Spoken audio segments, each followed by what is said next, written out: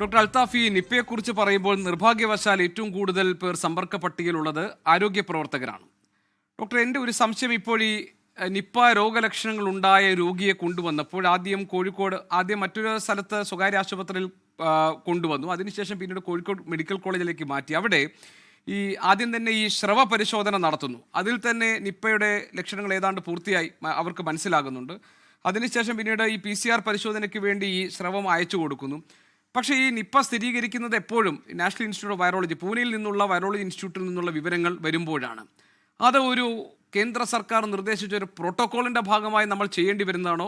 എന്തുകൊണ്ടാണ് അത്തരം ഒരു കാര്യത്തിൽ ഇത്ര താമസം വരുന്നത്? അതൊരു പ്രധാനപ്പെട്ട കാര്യമാണല്ലോ. കാരണം നിപ്പയുടെ ലക്ഷണങ്ങൾ ഉണ്ടെങ്കിൽ ആദ്യം തന്നെ ഐസൊലേറ്റ് ചെയ്യുകയും പെട്ടെന്ന് തന്നെ അതിൻ്റെ മറ്റ് മാർഗങ്ങളിലേക്ക് കടക്കുകയും ഒക്കെയല്ലേ ചെയ്യേണ്ടത്. അങ്ങനെയാണെങ്കിൽ ആരോഗ്യ പ്രവർത്തകർ കൂടുതലായി ഈ സമ്പർക്ക പട്ടികയിൽ വരുന്ന സാഹചര്യം നമുക്ക് ഒഴിവാക്കാവുന്നതല്ലേ? അതിലൊരു മാറ്റം വേണ്ടതല്ലേ ഡോക്ടർ അൽത്താഫ്?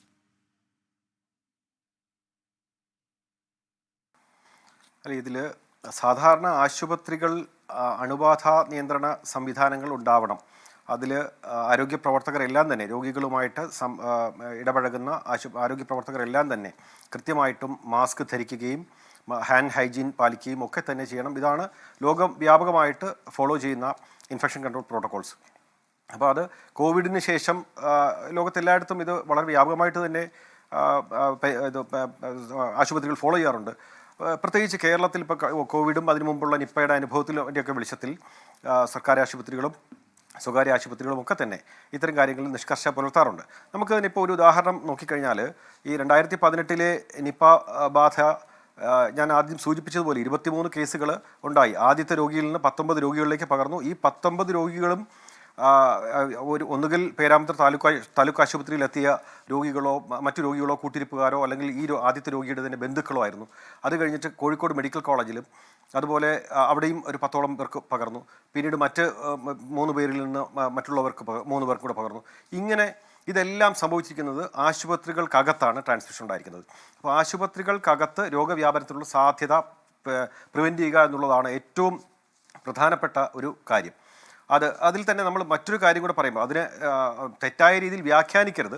ഇപ്പോൾ അതായത് ഈ സർക്കാർ ആശുപത്രികളിൽ ഇത് രോഗപകർച്ച ഉണ്ടായി, അതേ സമയത്ത് തന്നെ ഈ 6ാമത്തെ രോഗിയെ 6ഉം 7ഉം 8ഉം രോഗികളെ രോഗം ആദ്യമായിട്ട് കണ്ടെത്തുന്നതും ചികിത്സിക്കുന്നതുമൊക്കെ മറ്റൊരു സ്വകാര്യ ആശുപത്രിയിലാണ്. സ്വകാര്യ ആശുപത്രിയിൽ എന്തുകൊണ്ട് ഈ രോഗം അവിടെ പകർന്നില്ല എന്ന് ചോദിച്ചു കഴിഞ്ഞാൽ തീർച്ചയായിട്ടും നാം ഈ ഒരു താരതമ്യം കാണണം. ഈ സ്വകാര്യ ആശുപത്രികൾ മിക്കവാറും വലിയ ആശുപത്രികളെല്ലാം തന്നെ ഈ വലിയ അക്രഡിറ്റേഷൻ ഉണ്ടാവും, NABH അക്രഡിറ്റേഷനും ഒക്കെ ഉണ്ടാവും. അതുകൊണ്ട് തന്നെ അവർക്ക് അണുബാധ നിയന്ത്രണ സംവിധാനങ്ങൾ കൃത്യമായിട്ടുണ്ടാവും. അതവർ നിഷ്കർഷിച്ച് അത് പാലിക്കാറുണ്ട്. അതുകൊണ്ടാണ് ആദ്യ ഔട്ട്ബ്രേക്കിൽ തന്നെ സ്വകാര്യ ആശുപത്രിയിൽ രോഗികളെ പോകുകയും അവിടെ രോഗം കണ്ടെത്തുകയും ചികിത്സിക്കുകയും ഒക്കെ ചെയ്തിട്ടും അവിടെ ഒറ്റൊരാൾക്ക് പോലും ഒരു ആരോഗ്യ പ്രവർത്തകനും അല്ലെങ്കിൽ മറ്റൊരു രോഗിക്കും രോഗം പകർന്നില്ല.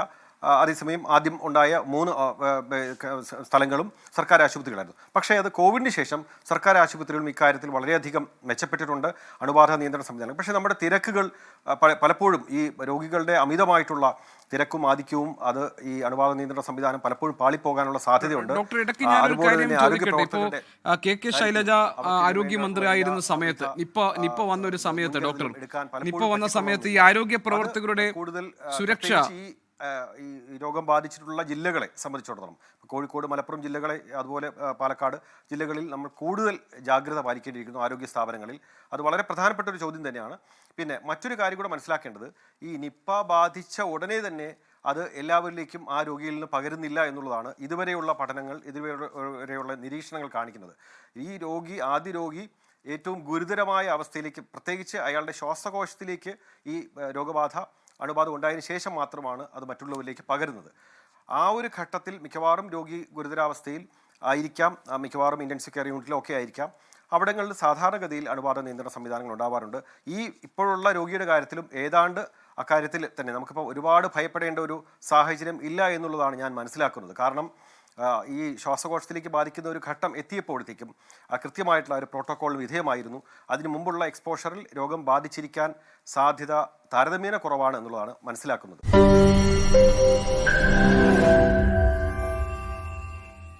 ലോകത്തെവിടെയായാലും ഏത് സമയത്തും 24 വാർത്തകളും ഓഗ്മെന്റഡ് റിയാലിറ്റി പാക്കേജുകളും എക്സ്പ്ലെയിനറുകളും വിശദമായി കാണാൻ ഞങ്ങളുടെ YouTube ചാനൽ നിങ്ങൾക്ക് സബ്സ്ക്രൈബ് ചെയ്യാം.